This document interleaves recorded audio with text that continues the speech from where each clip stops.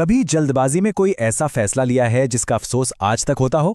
चलिए आज बात करते हैं एक ऐसी ही सदियों पुरानी कहानी की, जो हमें सिखाती है कि कैसे एक पल का गुस्सा और एक छोटी सी गलतफहमी जिंदगी भर का दर्द बन सकती है। जरा सोचिए, आपके पास एक वफादार पालतू जानवर है जिसे आप अपने बच्चे की तरह ही मानते हैं। घर पर आपका छोटा बच्चा है, और जब आप घर लौटते हैं तो आप देखते हैं कि आपके उस प्यारे दोस्त का मुंह खून से सना हुआ है। आपके दिमाग में सबसे पहले क्या आएगा? बस यही सवाल हमारी कहानी की शुरुआत है। तो ये कहानी है उज्जैन के एक ब्राह्मण माधव की। एक ऐसी कहानी जो हमें सिखाती है कि कैसे हमारी अपनी आंखें भी हमें धोखा दे सकती हैं। तो हुआ कुछ यूं, माधव को राजा के यहां से श्राद्ध का न्योता मिलता है। अब घर पर बच्चे की देखभाल के लिए कोई था नहीं, तो उसने अपने प्यारे नेवले को, जिसे उसने बिल्कुल बेटे की तरह पाला था, रक्षक बनाकर छोड़ दिया। उसकी गैर मौजूदगी में एक काला सांप बच्चे के पास आ जाता है, लेकिन वो वफादार नेवला उस सांप से भिड़ जाता है और उसे मार डालता है। जब माधव घर लौटता है तो नेवला खून से सने मुंह के साथ दौड़कर उसका स्वागत करता है। माधव को लगता है कि उसके नेवले ने उसके बच्चे को मार दिया है, और बस गुस्से में बिना कुछ सोचे समझे वो अपने उस वफादार रक्षक की जान ले लेता है। लेकिन जब वो अंदर जाता है तो जो सच वो देखता है वो उसके होश उड़ा देता है। जरा एक पल के लिए यहां रुकते हैं और सोचते हैं। ब्राह्मण ने सिर्फ खून देखा, उसने एक सवाल तक नहीं पूछा। जो आंखों ने दिखाया, दिमाग ने उसे ही सबसे भयानक सच मान लिया। और यहीं इस कहानी का सबसे दुखद हिस्सा आता है, भ्रम और हकीकत के बीच की वो गहरी खाई। ब्राह्मण का भ्रम था कि नेवला कातिल है, लेकिन हकीकत ये थी कि नेवला तो रक्षक था। एक पल का गलत फैसला, एक छोटी सी गलतफहमी, और सब कुछ तबाह हो गया। तो देखिए, ये कहानी सिर्फ एक ब्राह्मण और उसके पालतू जानवर की नहीं है।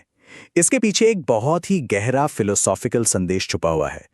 इस पूरी कहानी का जो सार है ना, वो एक संस्कृत शब्द में छिपा है, अविवेकः। इसका मतलब है बिना सोचे समझे काम करना।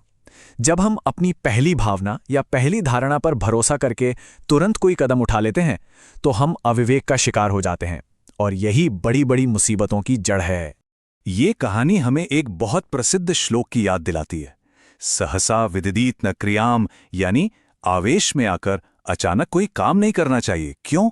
क्योंकि अविवेकः परमापदाम पदम, बिना सोचे समझे किया गया काम ही सबसे बड़ी मुसीबतों का घर है। सीधा सा मतलब है, एक्शन लेने से पहले एक पल सोचो। पर ये इतनी दमदार कहानी आखिर आई कहां से? चलिए थोड़ा और गहरा चलते हैं इसकी जड़ों तक, जो हमें एक बहुत ही मशहूर भारतीय ग्रंथ की ओर ले जाती हैं। ये कहानी ली गई है हितोपदेश से। नाम से ही पता चलता है, हित का उपदेश यानी कल्याणकारी सलाह। इसे नारायण पंडित ने लिखा था। इस किताब का मकसद था जानवरों की दिलचस्प कहानियों के जरिए राजकुमारों और आम लोगों को जीवन, नैतिकता और राजनीति का प्रैक्टिकल ज्ञान सिखाना। लेकिन रुकिए, कहानी का सफर यहीं खत्म नहीं होता।